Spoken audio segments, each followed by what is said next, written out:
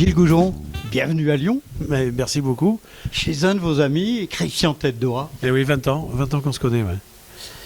Vous êtes né à Bourges, vous n'êtes pas bourgeois pour autant, Non. votre cuisine non plus.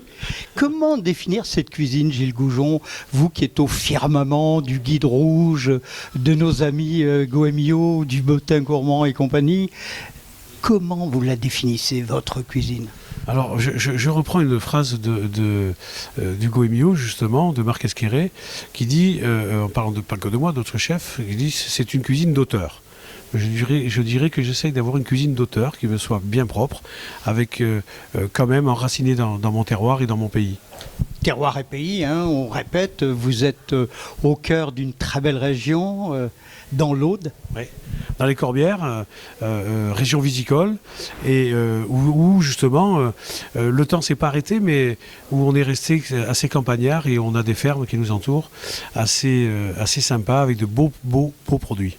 Oui, ça c'est comme tous les grands chefs de votre niveau, la qualité des produits, la cuisson, l'assaisonnement, une pointe d'originalité sans aller à l'excès. C'est un peu tout ça, votre cuisine, Gilles.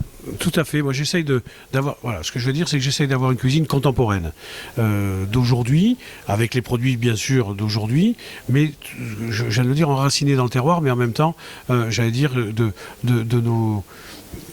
Pas de nos grands-mères, mais de notre tradition. Avec l'authenticité traditionnelle. Voilà, c'est le mot que je cherchais, avec authenticité. Et j'essaie d'y amener une pointe d'humour, des fois, que ce soit un peu ludique, parce que je veux pas qu'au restaurant on s'ennuie, je veux qu'on s'amuse.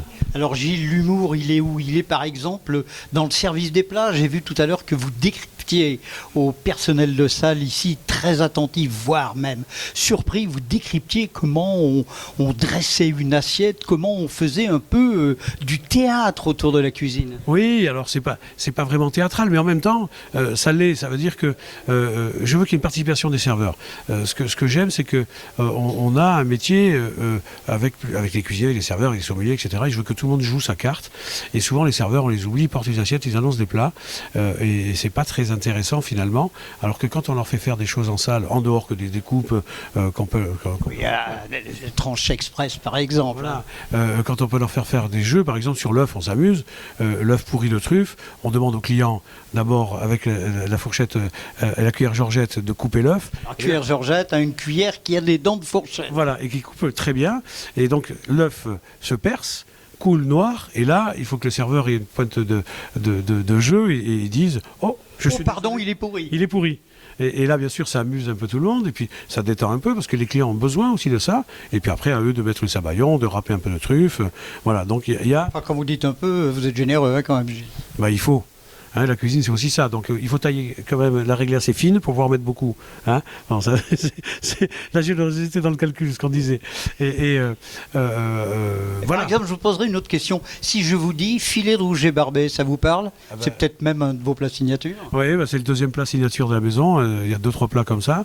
Le rouget, donc là aussi, j'ai trouvé. En fait, j'ai toujours fait une petite boulinade. La boulinade, c'est la soupe poisson de chez nous, hein, qui ressemble très étrangement à la bouillabaisse, mais qui est un petit peu différente. Et un jour, je vais dans une usine de porcelaine, je trouve cette assiette dans laquelle je travaille depuis, et j'ai un flash, je me dis, c'est là-dedans qu'il faut que je fasse le rouget, il y a une cuillère qui va se mettre dessus, et je sers la soupe de poisson avec le porron catalan. Et donc là, oui, il y a un côté théâtre, mais en même temps, il y a un côté terroir, parce que c'est chez nous. Comme on sert la soupe, et bien on la sert avec le porro, qu'on va mettre dans la cuillère, qui fait un petit tourbillon, qui vient tomber dans l'assiette.